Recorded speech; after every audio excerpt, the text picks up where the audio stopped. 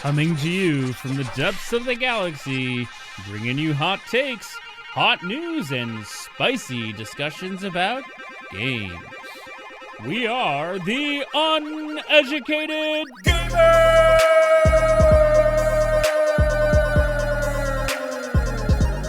This episode is brought to you by GalaxyGameTV.com and Shipping Shield, creator of the cardboard top loader alternative, environmentally safe shipping card protection made in the USA. Go to shippingshieldus.com for more details. What's up, gamers? This is the Uneducated Gamers Podcast. My name is Chris. And my name is Michael. And today, as we always do, and I say this every single time, and I thought about this just now, we have an action-packed episode talking about video games. How action-packed is it? Now, Mike, you making fun of me? You making fun of me? Constantly. Okay.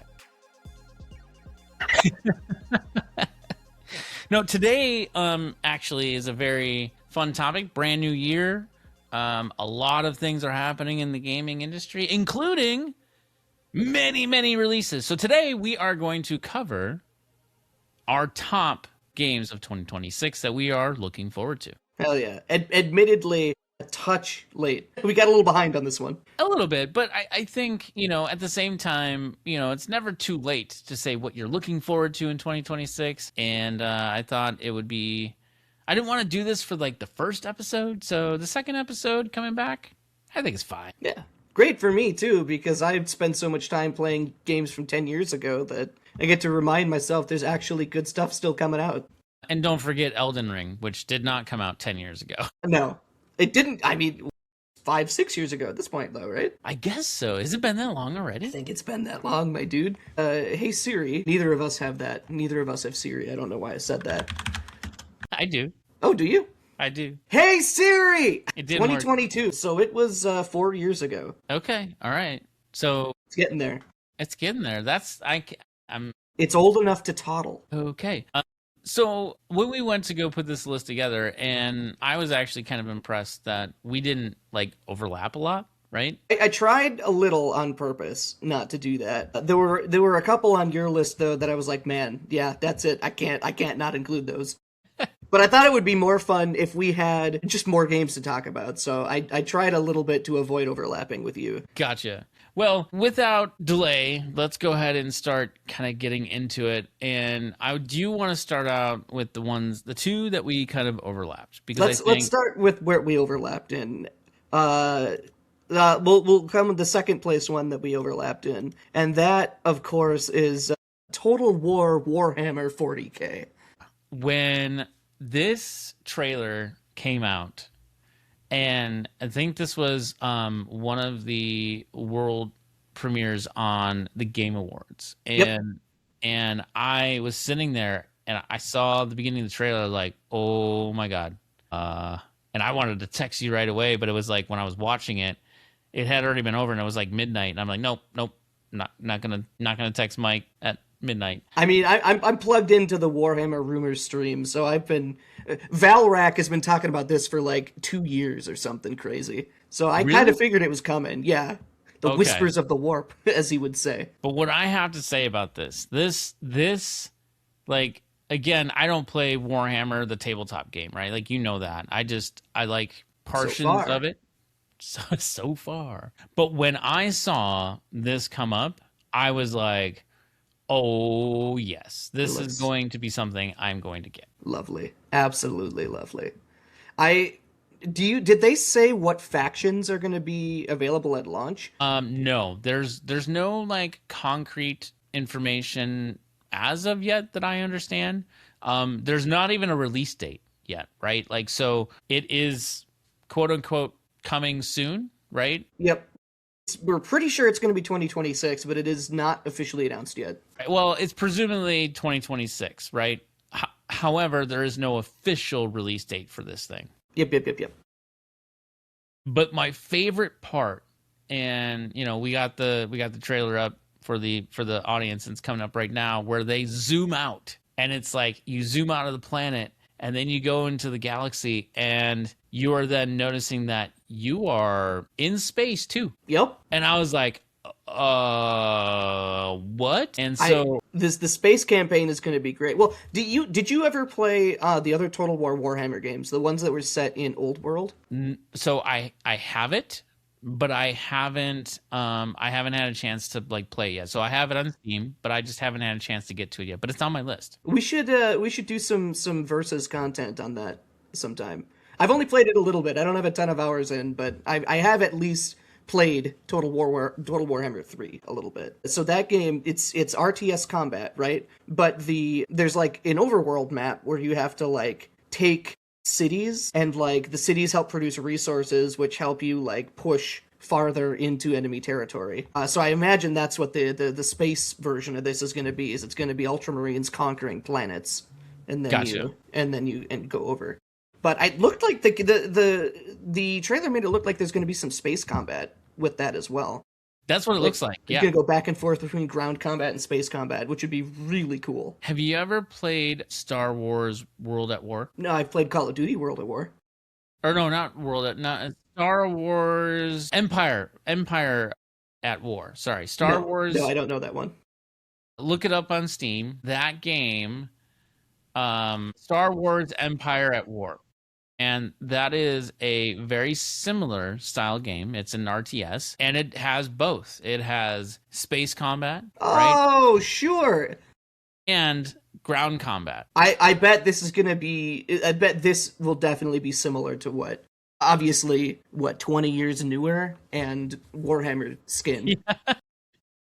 But I bet that this is the rough idea of what you can expect, which would be pretty cool. That would be amazing. Like I've had, so I still have my CD-ROMs for this game. Like For Empire at War. Yeah. Most Hell people yeah. don't even know what the hell a CD-ROM is at this point, right? But this day and age. But I still have the original discs for this game. And obviously I don't need it anymore because I have it on Steam as well. Oh no, sorry. I think this one I have on GOG, which, I prefer if it's available on GOG, I'll always buy GOG before Steam because of the fact that everything they put on GOG is DRM free. Absolutely. Yeah. So, but yeah, when I saw this, I immediately thought of that game and had a nostalgia trip of playing Star Wars Empire at War. And it was, obviously that game is like 20 some odd years old, but still fantastic, by the way. If you can catch it on sale, I would highly recommend checking it out. I might give it a shot, but I have a feeling that Warhammer 40K is gonna completely push it out of my peripheral. I'm just like, I'm super stoked for this, and I can't wait. Definitely want. I'm really hoping it comes out this year. Basically, Hell yeah! All right, pushing to the most important game that we overlapped on. Was it your number one too? It was my number one. Yeah, it was the first one I put on my list. Tomb Raider: Legacy of Atlantis. Oh my God, this game looks so beautiful. Oh man, when I was probably 10, maybe a little younger, a little older, I don't remember exactly. I got a PlayStation 1 whenever that came out.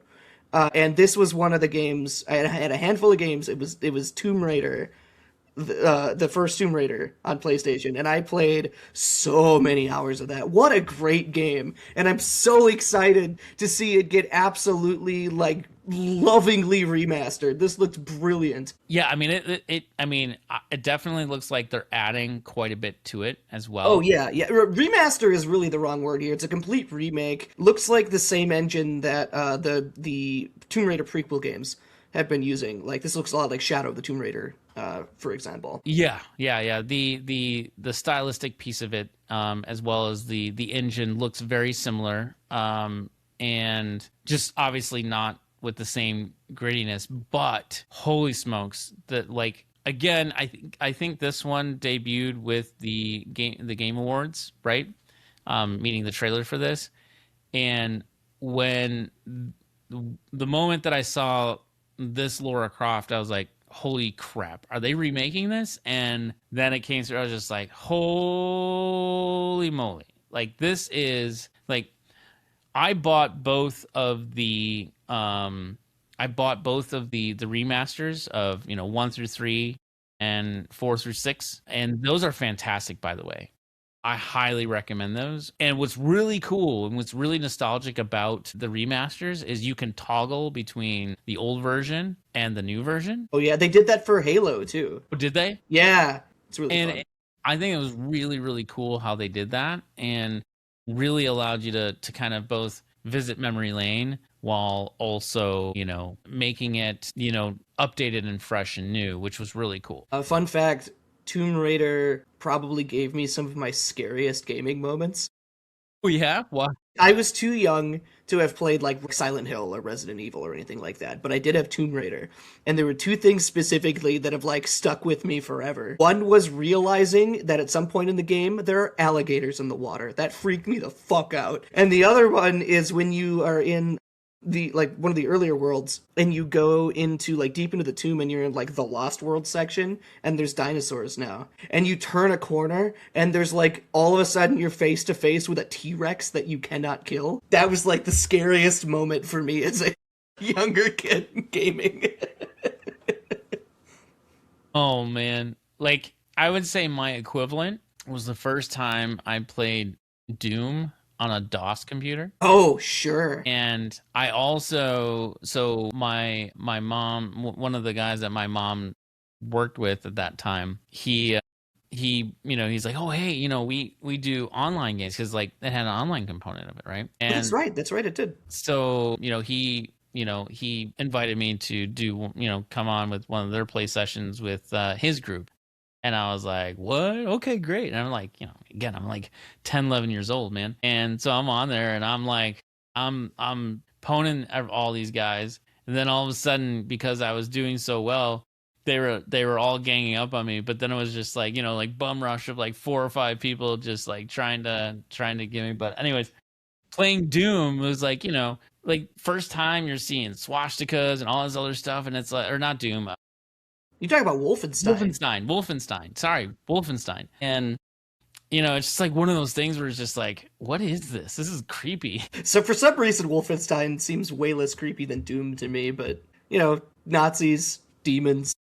Well, I mean, like when you're a kid, you don't know what, it's like, what is this? Why is it like, and Fair enough. You're shooting people. You know what I mean? It's like, what in the world is this nonsense? So Chris, what's your number 10? Oh, my number 10. Yeah, I just did 2 of them in a row. You gotta do yours now. You start the bottom to top. Okay. I see how you did it. You did me dirty, man. You did me dirty. So I actually am gonna start with my one that I'm watching. And this was on my list for a while. I'm watching this one because it's interesting, because we've gotten a couple of trailers for this game, right? And we've got some details, but it's still very kind of wishy-washy of what is this game actually about. I mean, I kind of sort of get it, right? Like, you have this companion that sort of helps you through your thing, you're protecting her or what have you. The game looks gorgeous, right? First and foremost. But again, like, I'm still a little iffy on, is this game gonna hit, right? Like, could this be another Anthem? Could this be I don't know, or could this be a Death Stranding, right? Like, does it kind of fall into that camp? And so I'm really interested about it. I'm really interested in the style of the game. It's very, very interesting, but I'm not 100% sold on it just yet. So I mean, you said it was on your list as well at some point. It was on my list at some point, but I too was a little unsure concretely what the game was exactly trying to do. And it looked like it could either be really good or a complete flop. And I was like, it fell off my list for some other stuff that I was a little more confident in. But man, there was some moment in the trailer where the guy and the little girl were talking, and it was like, oh wow, this is like genuine relationship development. Like, yeah, yes, yeah, and it like, to me in the beginning, I wasn't sure, like, and I'm still not sure, like, what is really the relationship here. But I think, again, that's why like the game Death Stranding came to mind. Yeah, is because it kind of like you in a trailer, you can't explain truly what the game is. You actually have to experience it. And I do wonder if it's like that. I just hope it delivers like Death Stranding did for many folks. This isn't the same game company, right? They're not. No. Death Stranding? Okay. No. There's no Monster Energy drink? No. Definitely not a Kojima either. So Pragmata is definitely one that I'm watching. When's that supposed to come out? Did they list this April? Okay. Oh, cool. It's right around the corner. Yes. Yeah. So I think if I don't have anything else like lined up to play when that comes out and nothing else like kind of interferes with it, I might actually just pick it up and play it anyways instead of waiting. But because there's a lot of games, like I have my list of 10 or 8 plus the 2 that we just talked about that I'm excited for and definitely getting. Like my list are games that I'm definitely getting, but it's all going to depend on when things release. You know what I mean? Yeah. All right. So with Pragmata, again, that one, we'll just keep an eye on that one. Mike, what's your next? My number 10 is a little gem called Decrepit. I don't know. I'm worried this could be a flop. It's kind of Souls-likey, but it's like really dark, dungeony with some spooky, scary skeleton men and maybe some eldritch horror stuff in there. This looks right up my alley. They even have wheel skeletons. Yeah, it's interesting too because obviously this is definitely an Unreal Engine game. You can tell, right? Yeah. Like there's definitely a style for what Unreal games look like, and that's okay. That's not a bad thing. So I think it looks really good. I hadn't heard about the game until you actually put it on this list, and I took a look at it. But it does. It looks creepy. It looks fun. The visuals are really drawing me in, and it almost looks like it could go in the direction of like a puzzly roguelike in a way. And I have been loving playing Blueprints with my wife. We are really obsessed with that game, and so I can't imagine it's going to be like quite the same as Blueprints. But if it tries to mix that creepy atmosphere with that Souls-like action, and then bring in some like roguelike like puzzle game to unravel like a deeper mystery, that would be really nice. Yeah, I think you hit on it too, right there. Right? I think the key is going to be selling and delivering on the atmosphere, because if it doesn't deliver an atmosphere, honestly, no matter how good it looks or whatever the mechanics are, it could potentially fall flat without really good atmosphere. Yeah, it could. Decrepit does not have an announced date yet. It's supposed to be 2026, but it is not officially announced. All right, Chris, what's your number 9? So this one was yet another one that came out and announced during the Game Awards. So I guess a slight theme here, but at the same time, that's where all the the new stuff gets kind of discussed now these days, right? And that one is Star Wars Galactic Racers. At first, I thought this was going to be, when it first started, I thought it was going to be like another, like, kin to Episode 1, like the remaking Episode 1, like Star Wars. Now that's pod racing. Yeah. And when then it started playing even more, and it was all about the pod racers, I was like, oh, so they're redoing Pod Racer. And yeah, this looks, I'll tell you this. I played the crap out of Pod Racer. In fact, I bought the limited run, like, re-release of Pod Racer. And then, like, I think it was Star Wars Racer 2 or something like that came out, which wasn't as good as the original Pod Racer, but it was still fine.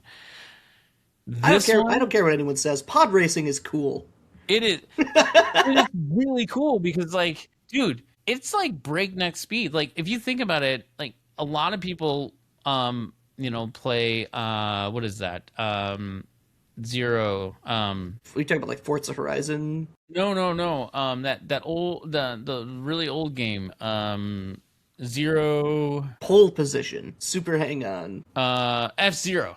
Oh yeah. I went way too old. Yeah. Yeah, way too old.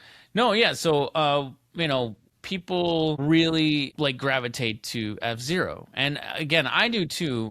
I kind of stopped playing it, but that is a fantastic game, and to me, like pod racing is almost very similar, just with more intricate like landscapes and such. You know what I'm saying? And well, it's in the Star Wars world, which I'm not going to complain about the Star Wars world. So, but yeah, when I saw this, I was just like, I'm sold. Now, here's the thing. The trailer we got, it was a cinematic. It wasn't gameplay, right? So I will look at this with some caution, but so I look forward to seeing a real trailer of what the gameplay looks like and so on and so forth when they finally announce the release date. We don't have a release date for this yet, but it's 2026. But yeah, I'm looking forward to it. Like, is this something that you would be interested in? Maybe.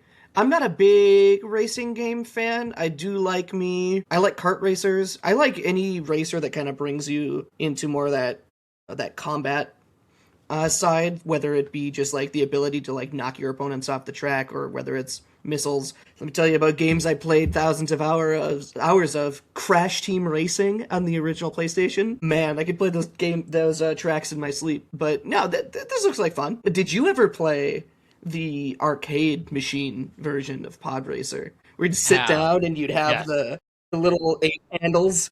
Yes. Those were fun. That was fun. That was very fun. I actually have that on my arcade system here at home. Hell yeah. What's your next one, Mike? My number 9 is wild. It's a little game called Mugenics. That is Mugenics, from the same developer that did Binding of Isaac. Oh, right. Yes. This one. Yeah, this one looked a little weird.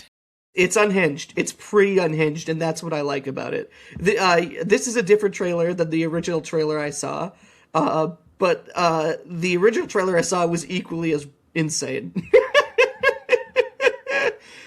It's a puzzle battler with RPG elements and but you can breed your cats as well to like get inherited perks and stuff, as far as I can tell. And everything's just dingy and dirty. Cats humping. It's nuts. It's absolutely nuts, and I really, really want to play this game. I mean, honestly, you kind of had me at the makers of Binding of Isaac. I love that game. Like, I played so much of that game. I actually bought the board game of. Did you? That. I did, yes, and it's fantastic. But when I saw this, like, I'm pretty certain when you sent me this, I'm like, you had me at the makers of Binding of Isaac, and I was like, this, and how weird it is. I really hope it's got co-op. I don't know if you know if it's got co-op, but it doesn't look like the sort of game that would have co-op, but I will let you know if it does. I mean, it's just, like, it's weird. It's interesting, but it's like, it totally fits the makers of Binding of Isaac, so. Strange and crass, but also phenomenal game. Yeah.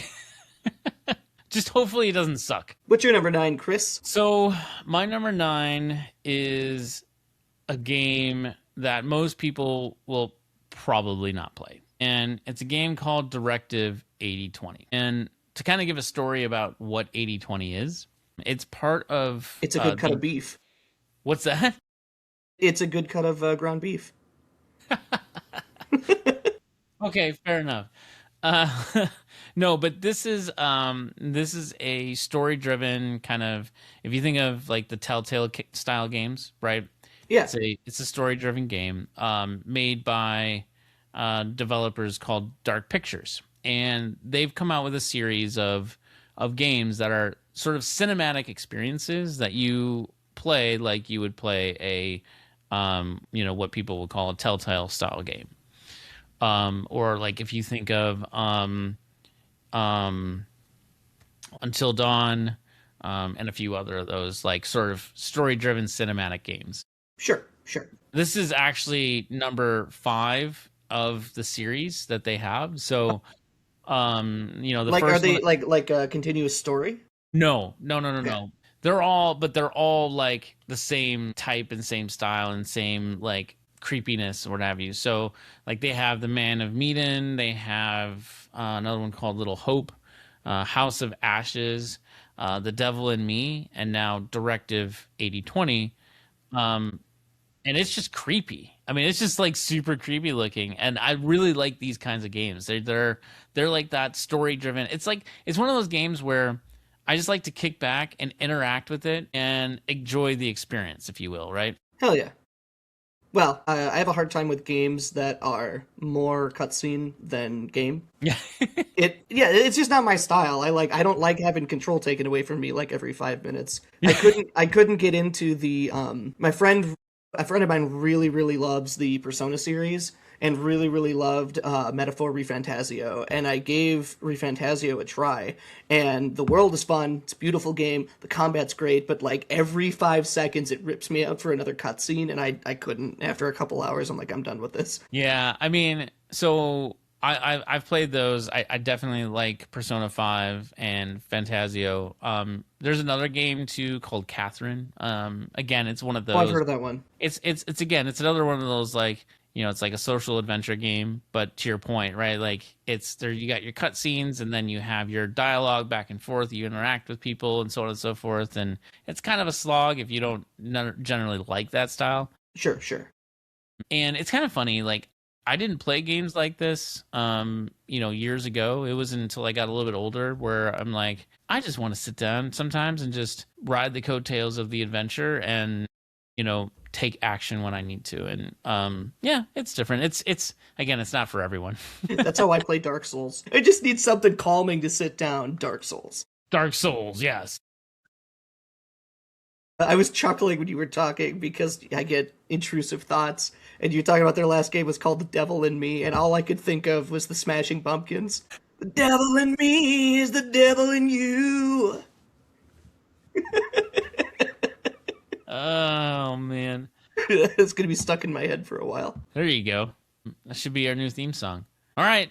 What's your next one, Mike? My number 8 is another weird one, because I like weird games. It's called Into the Unwell. This is a not the only vintage cartoon motif game on my list, but this one is...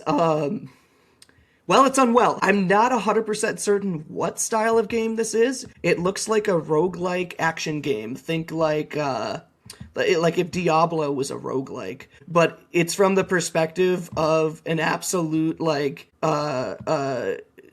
homeless trash cat that Satan keeps throwing into hell over and over again. When I saw the trailer for this, I'm like, what in the world is it? I thought in a way you were kind of like at first playing a joke on me of like just sending me like a cartoon. I was like, what in the world? And no, then I actually started this. watching, and I was like, oh, this looks really good. It's like, did you ever play Cuphead? I did, yes. Yeah. In fact, it's not the same developer, is it? It might be. I didn't look at the developer, but it's got a lot of Cuphead energy to it. But it's a 3D action game instead of a side scroll like Bullet Hell. Yeah, I mean, as I got into it, like, it actually started looking really cool, and I was like, kind of almost reminds me of kind of like dark roots to like a Pinocchio vibe. You know what I mean? Oh yeah. What's the game? Epic Mickey. It's like Epic Mickey on PCP. Or that, I guess. Sure. I mean, yeah. I can. I would describe. Never mind.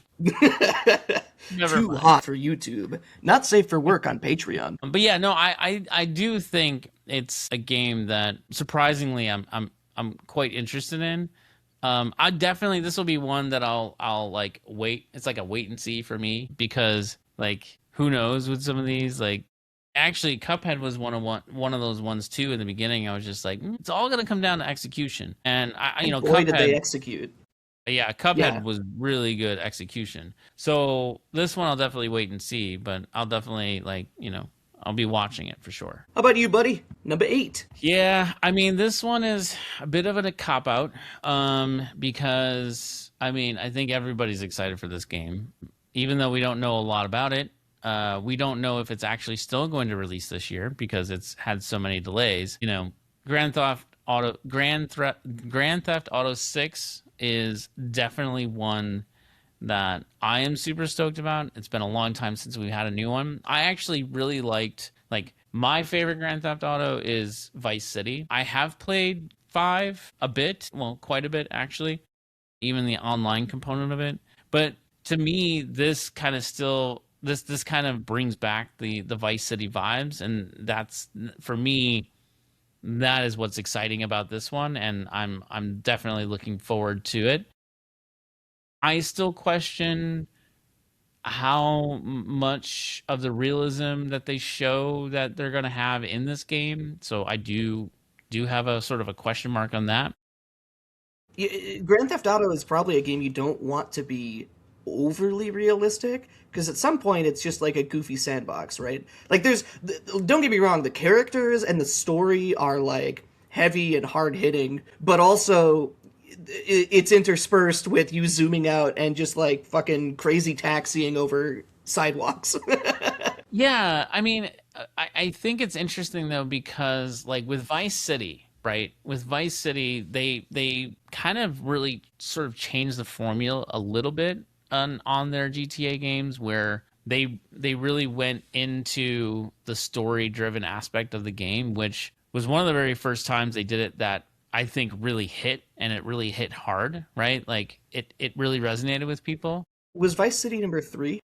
Yes. No, no, no, no, no, not 3. It was actually after 3. It was Vice City. Vice City was Vice City was 4, because before that was San Andreas. Yeah. Okay, that makes sense. And before San Andreas, they were just like top down, almost. They were just top down shooters, really. Pretty much, yes, yeah. So Vice City, I think, really changed the formula for them, and I feel, and I'm hoping that that's what they're going back to here, with kind of, again, expanding that story. Like the way that the trailer plays out and the way that it kind of looks, right? You're following, these protagonists, right? As a couple, right? And so it's kind of like a Bonnie and Clyde thing, right? Oh, cool. That's fun. That's fun. But the question is, but it's male, female. But the question is that the story? Like, I don't know. We haven't gotten like all of the detail on that. So yeah. I don't know. I mean, but again, how can you not be excited for another GTA? It's GTA 6. It's like Elder Scrolls 6. Like, all right, there's games you're excited for. It's this, and this. So don't even consider those, because we know you're excited for those. That's why I didn't even touch GTA. I mean, like companies like are releasing games. They move the release of their games in order to avoid releasing a game during GTA being released. We talked about that in another episode, about how like the release schedule for new games is all up in the air right now, because everyone's dancing around who gets the short stick of releasing at the same time as GTA 6. Exactly. So we'll see, but I think regardless, it's going to be a great game. It's Rockstar. They rarely ever have one of those like, clunkers. So definitely something to get excited for. What about you, Mike? What's your next one on your list? Number 7. I think this will be a pretty popular one. It is Slay the Spire II. I mean, you got to be excited for this. You got to be excited. Now, Slay the Spire is not... and in fact, I watched a little bit of a developer... I watched a little bit of a developer interview on Slay the Spire just earlier today, actually, and I was surprised to learn that they thought about their game the same way I think about their game, which is to say, it's not the most exciting game in the world, but it is really fun. And it's one of those games where you can come in, I'm going to take a run, maybe I take 2 runs, and again, I can put it down, go about my life. I only have 15 minutes. I'm going to go play a little bit of deck builder, a little bit of dark fantasy deck builder for a while. Over lunch or something, and I can put it down and be happy with it. It's a great game for that. And the second one just looks like it's taking everything the first one did and improving on it. Yeah, I mean, I played a bit of the first one. I admit I probably haven't spent a lot of time on it, but I definitely, the time that I played it, I really enjoyed it. I played a little bit more of Blatro than this. But that's because I find Blatro like literally more addicting than this game. Yeah, Blatro is a good game, but it's definitely verging on a dopamine hook style of game. Exactly. So they're very different style, like what they're going for. But I definitely appreciate Slay the Spire for sure. Yep. So My next one, I think, is yet another cop out. I think a lot of people are going to be excited for this one and want to play it, but I don't really care because I always appreciate and look forward to the next iteration of these types of games. And that's Lego Batman Legacy of the Dark Knight. This game is this is a game. I mean, like, I'm Batman. You know what I mean? Like, I'm Batman. Swear to me.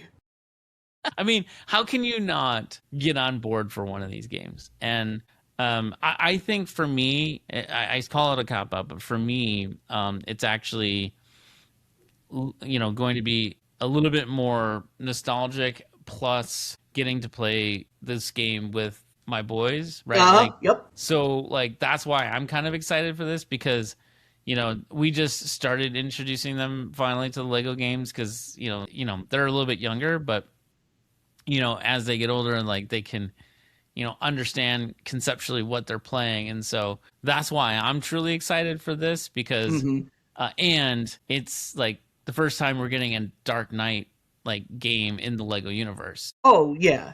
Yeah, this game, in terms of games that you can co-op with your wife or co-op with your kids, Lego games are some of the best. And the target, I'm pretty confident that the specific target audience for this game is middle-aged dads who are trying to get their kids into video games.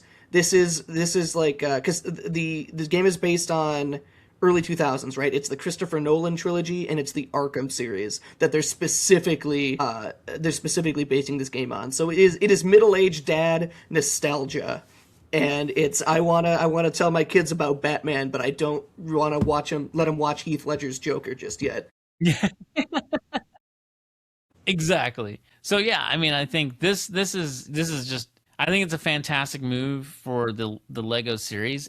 And what I'll say is they've been making a lot of great strides at making a different style Lego game than what we grew up on from a Lego game standpoint. Yeah, there's been some real fun innovations. All the different abilities, all the collectability is still there, but all the different abilities, all the things you can do, it doesn't feel so railroaded as much anymore. Yeah. I played a lot of, now again, this is a Game Boy game, but I played a lot of the Lego Star Wars on Game Boy. Yeah. And it was a very fun game, but it's also a very different experience than, say, the Jurassic Park Lego games that are now on like Xbox One. Yeah. And I mean, more recently, the move to put the Horizon franchise in the Lego world. Did they? They did. That's pretty cool. And it is, I'll tell you what, the best Lego game that I've ever played. I like the IP, though. Yeah, you love Horizon. I love Horizon. I haven't played those games yet, but it's robot dinosaurs. What's not to love? What's not to like? And the Lego version, it's Horizon Adventures. Dude, that's another one I put a stamp on that I highly recommend. If you like those casual, like Lego style games, they bring the Lego flavor, but carry in the Horizon sort of story, which is it's done so well. Awesome. All right, moving on. What's your next one? What are we on, number 6 already? This is the other vintage cartoon motif game on my list. It's just a fun little boomer shooter style game called Mouse, PI for Hire. It's funny. I forgot about this game until I saw it on your list. And This was announced at like Summer Game or E3 or something like a couple years ago. We covered it. I talked about it before. Yeah. And when I saw this, I was like, "Oh my god, I forgot about this game." It's awesome. If Mickey Mouse was an alcoholic with a gun, that's what this game is, and I'm completely here for it. Yeah, I'm kind of bummed I forgot, and it's not on my list. It is on my list now. I'm gonna tack that on because this one, like, dude, like, and they didn't show this off before. The early trailer we've seen was just like film noir Mickey Mouse, but this trailer has like Wolfenstein and like Doom scenes in it, and that just blew my mind. Like, what? Okay, what is this? What actually is this now? This is a skeleton chainsaw that he's cutting Cacophony demons with. Man, I'm in. It's so impressive to look at. Like, again, if you think about it, like, it still gets that Cuphead vibes, right? Yeah. But in a different way, right? Yeah. It's like that Doom meets Cuphead, if that makes any sense at all. That's my jam. All right, next up for me is, so this series is, I've been playing this series ever since the PlayStation 1, right? Like this game, this series is beyond embedded in the fabric of who I am as playing video games. Well, I know what game you're going to say. And I really appreciate the remakes that they've been doing, the remasters of their games. Well, I would actually call them remakes. They've been like full on remakes. But this is, I think, by far, and I hope it is, the scariest one that they've made yet, that I'm really, really excited for because I like scary things. Mm-hmm. And that's Resident Evil Requiem. Oh, right. I have not played a Resident Evil game. No, that's not strictly true. I've played Resident Evil 4. Like, some of it. My friend had it, right? So I played it with him a little bit. But I've never, like, owned and sat down and, like, gone through a Resident Evil game. That's on my backlog of series I need to catch up with. By the way, you need to play Resident Evil 2. Like, the remaster, the one that came out. I think you'll enjoy it. Because that's a puzzle horror. The first two are like puzzle horror games, right? They are, but the remake of Resident Evil 2, like it's different, and it is done so well that it is not something that you want to miss or skip.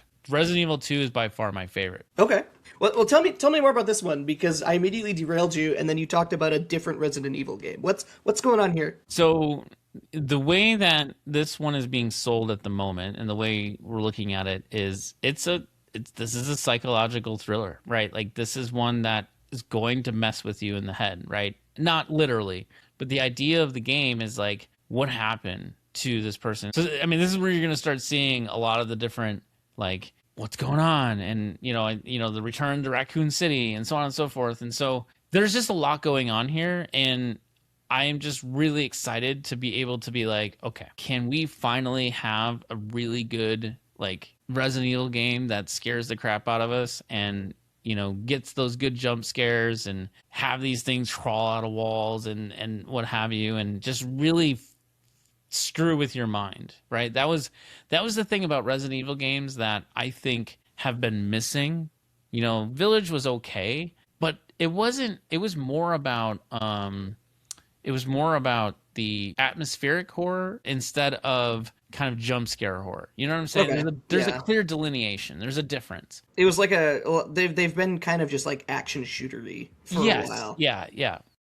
And so this one, just, I'm hoping, and what I'm excited about is the ability for it to come back and be more of that nostalgia of that creepy atmospheric sort of thing. Just like when, the new Silent Hill F came out, right? I was going to say, this looks more like a Silent Hill game, or even like The Evil Within. Do you remember that series? Yeah. The one thing, though, is I was actually, and I know we're not going to, this is a side tangent, I was kind of disappointed with Silent Hill F. Like, I heard it was great. It's good. It's really good. It's not what I was hoping it was going to be. So I'm really hoping, though, that Requiem sort of kind of scratches that itch of kind of give back to, like, right, the normal, like, Resident Evil fabric. So we'll see. Additional side tangent. Did you see they're remaking Fatal Frame? I did. And I have a very small pocket of my heart that enjoys Fatal Frame, and I wish and I hope the remake is going to introduce new things, because I think the most recent releases of Fatal Frame, I just feel like the mechanics are just slightly dated still. Like, they haven't made that leap into the next generation to, like, iterate on it more. It's a camera game, so, like, it's like Pokemon Snap but with Wendigos. I get that, but, like, there has to be a next level to do it, right? Like, there always should be that next level. They just haven't reached that yet, in my eyes. Yeah, fair enough. What about you, Mike? What's your next one? We are on number 5. Just a few days ago, my brother said to me, he's like, "Man, I wish they had a multiplayer game, especially like an MMO or something we could get together and play as a group. You could, like, grind every day or whatever. But I'm tired of fantasy," he says. And Arc Raiders is really, really fun. I've been enjoying that. But I also really like sci-fi. Lo and behold, Bungie is finally releasing Marathon, and it is an extraction shooter. So think Arc Raiders, think Return to Tarkov, or Escape from Tarkov. And I sent this to my brother. I said, "Is this what you're looking for?" And he went, "Holy shit. Is this out?" Yeah, it's interesting. I look at this and I originally first got excited, and then I had a moment of retraction when I knew it was Bungie, and I was just like, yeah, is this going to get the love, or is this just going to be a get it out there, shine it up, and let people play it? You know what I mean? Well, a couple of things in that direction. They separated, right, from Activision. Yes, yeah. Yeah. And I think that is going to go a long way to making the game better. I feel like Activision meddles too much. But, the thing too is I think this game got some serious reworks during development. I don't think it was originally an extraction shooter, if I remember the story correctly. I think it got reworked into one. I might be wrong about that though. Yeah, I mean, again, I think if they execute on this, I think this has the ability to be probably one of the best extraction shooters out there. Yeah, for sure. And that's a genre that's quickly becoming oversaturated, right? Because like Arc Raiders hit it big, and now everyone wants their Arc Raiders, so they're all gonna do that. But if this is good, this is gonna be the one that I'm gonna play all the time. Yeah, I mean, I might end up playing it myself. I'm not gonna lie. I don't play a lot of extraction shooters. Like I know you've asked me to play Overwatch before, and well, Overwatch not an extraction shooter. That's a hero shooter. But, I know, yeah. but like it's a shooter. But what I'm saying is, not saying it's an extraction shooter, but like those kind of like multiplayer shooters, kind of like that has ran my course. Like I don't really play those anymore. But this one, if executed well, I think could actually bring me in and draw me in to play it for sure. Do you know how extraction shooters work effectively? Me? Yeah. Well, yeah. I was gonna say like because it's not like Halo. It's not an arena shooter. It's not COD. Sure. Yeah. There's other stuff going on, and it's PvE. Yes. PvPvE. So there's like enemies and goals and stuff, but you always have the chance of like a random other person just shooting you in the back of the head in the middle of a mission. So there's that will they, won't they. Yeah. I mean, I think again, I haven't played a lot of them, but at the same time, I mean, it's always intrigued me, but at the same time, I haven't seen the one that sort of draws me in and says, I want to play that. Yeah. This one could be that, but as long as they execute on it. It's got so much style and personality. I just like that a lot. Yeah. All right.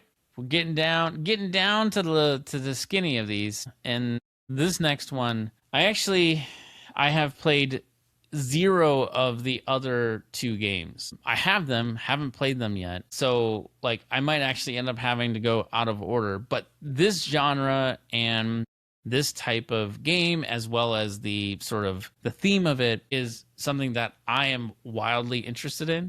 And so this is why this one just like hits the top of my list, and that's Neo 3. Hell yeah. And this thing, like, it looks fantastic first and foremost, but the other 2 are those games look fantastic as well, which is why I bought them. I bought the the collection of 1 and 2.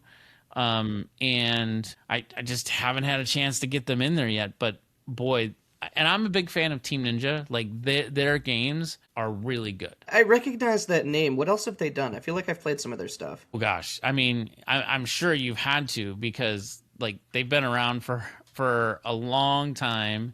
They've produced so many games. So like if you think of obviously Neo is one of those games. They've done Dead or Alive, Ninja Gaiden. Oh, I played a little Ninja Gaiden. I played a little Dead or Alive. Yeah. Oh, Fire Emblem. I played a little Fire Emblem too. They've also done Rise of Ronin. That was a recent one, and so they've done like really good. And this is kind of their thematically, this is their style game, right? But yeah, so like who doesn't know Ninja Gaiden, right? Like, if you play video games, you know of Ninja Gaiden, and you know, I will play anything that Team Ninja makes because they almost never miss on a game that they make. Yeah. Neo looks to me like Dark Souls advanced. Like I watch a lot of Iron Pineapple, and he loves Neo 2. And I've seen some gameplay of that. I'm like, oh, this looks like Dark Souls, but the combat is faster. Some of the bosses look more difficult, and it's got like a skill tree, like a Path of Exile skill tree. Yeah. So I've been working my way through the Dark Souls series. I finally finished Dark Souls 3. I was going to do Sekiro next, and then kind of graduate into the Neo games. That's kind of the direction I was going to go with that. And Iron Pineapple actually did he got to beta test Neo 3 or something. He had an extended playthrough video of it. Gotcha. Like early access. And it looked crazy. It was like open world and everything. Yeah. I mean, this one's definitely going to take some hours, right? Like any of the Team Ninja games like that, like Ninja Gaiden and stuff like that, they're a time suck. Now, it's not like they don't reach the 100 hours, right? Like, it's more of like that 60. Not with that attitude. It's like that 60 hours ish, right? Kind of range.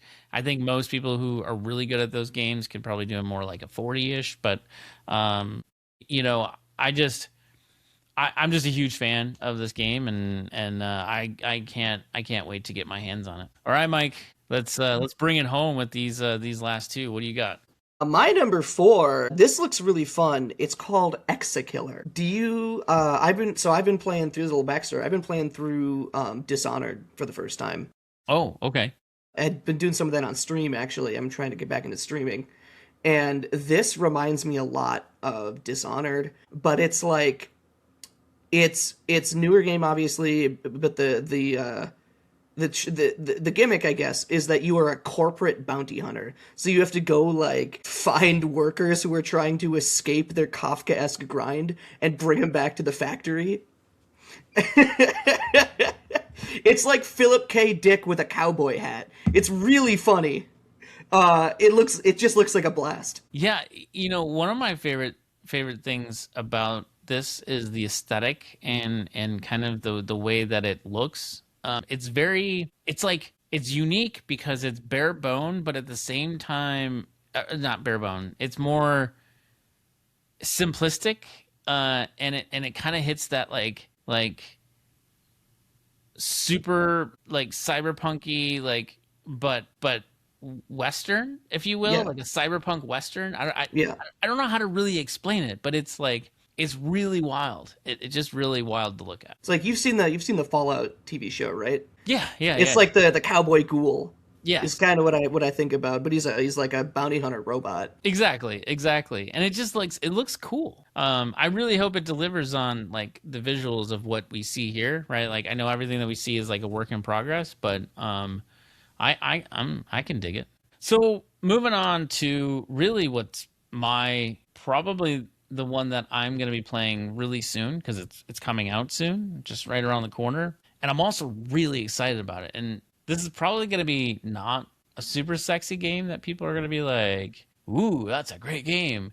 But this is one that I've always wanted to play, like the original, never got to. So I am super excited for the remake of Dragon Quest VII. Oh, yeah. And what they did with the art style here is like beyond like mind-blowing. It's actually really neat of what they did here of kind of mixing art styles, right? It's kind of like that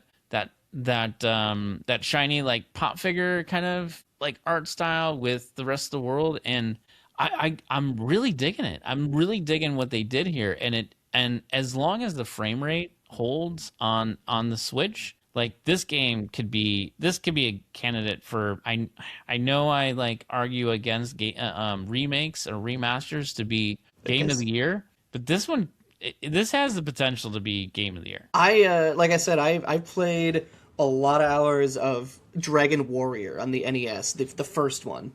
It was called Dragon Warrior because there was a copyright thing. You couldn't call it Dragon Quest because it was already copyrighted when it came to the States or something like that. I don't know when that changed because it's called Dragon Quest now.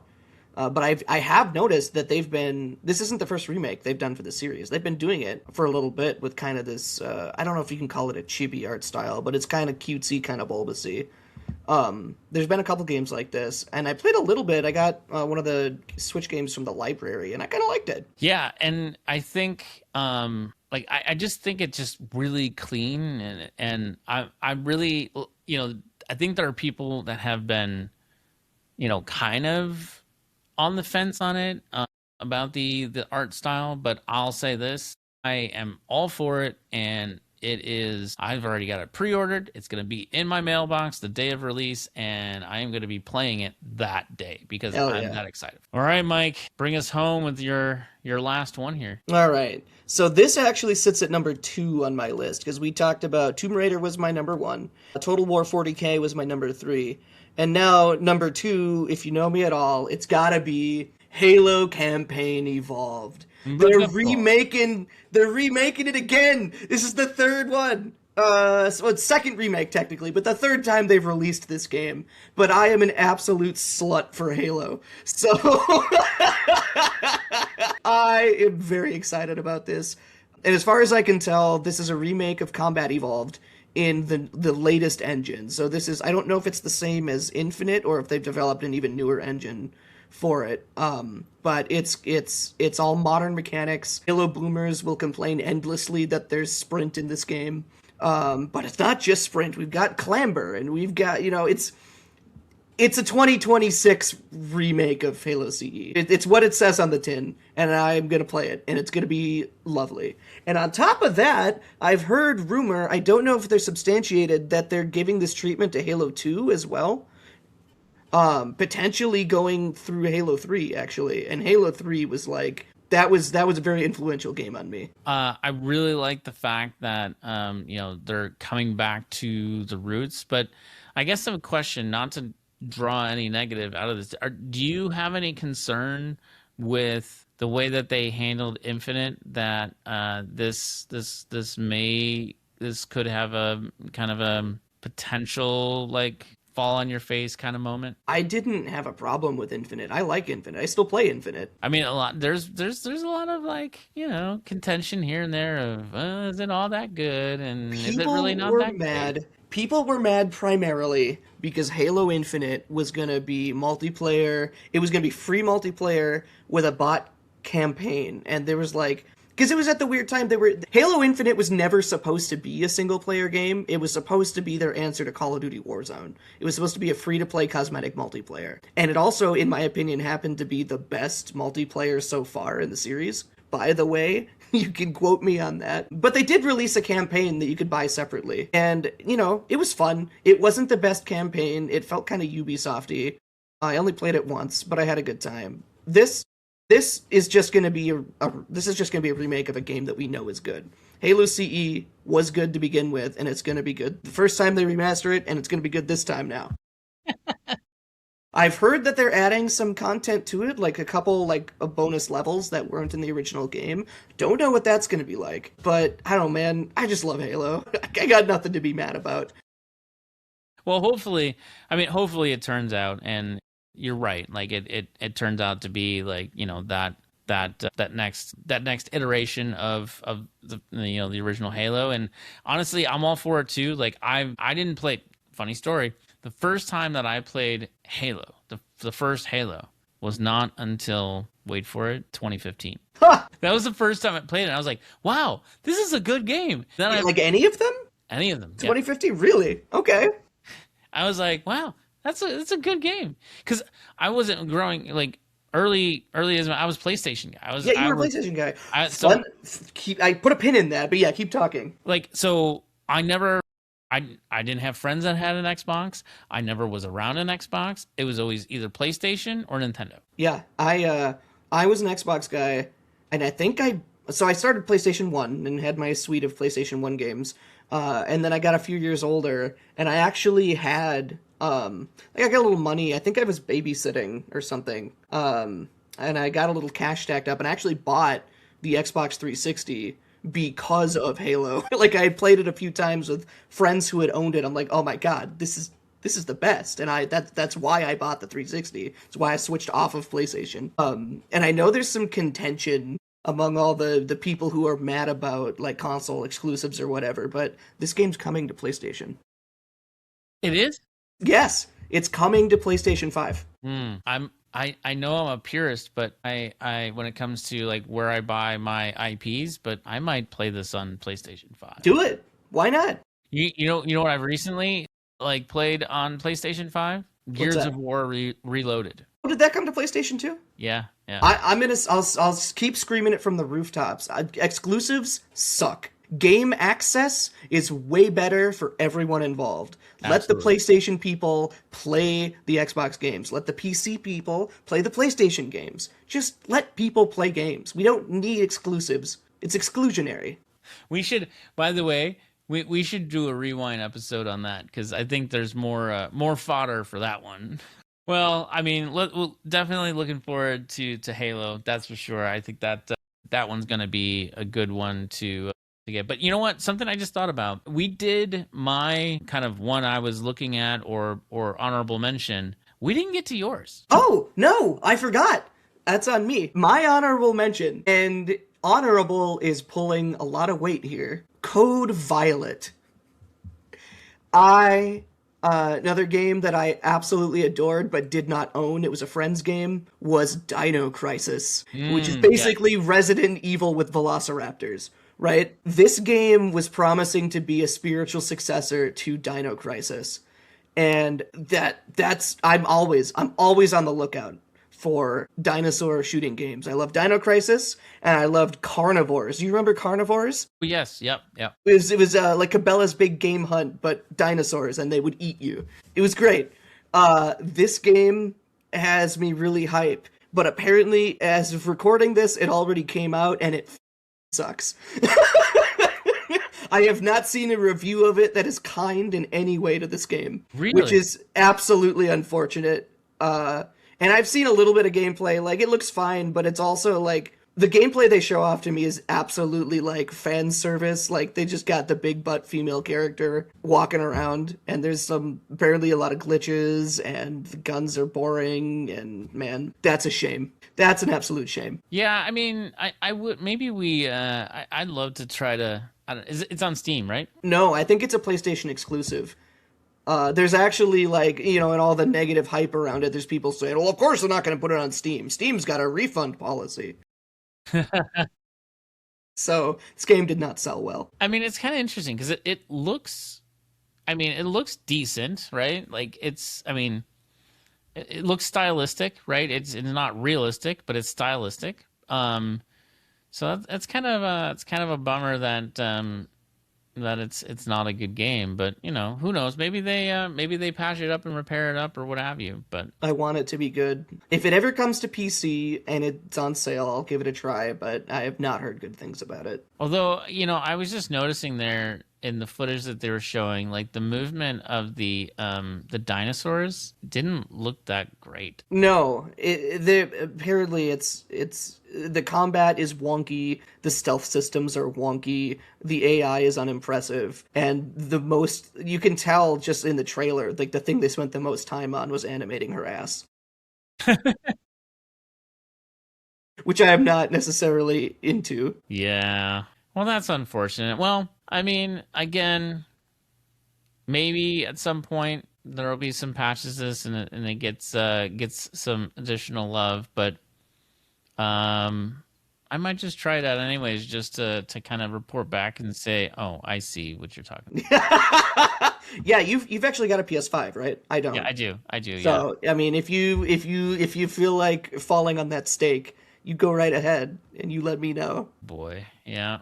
Maybe we can get some React content. You could stream it, and that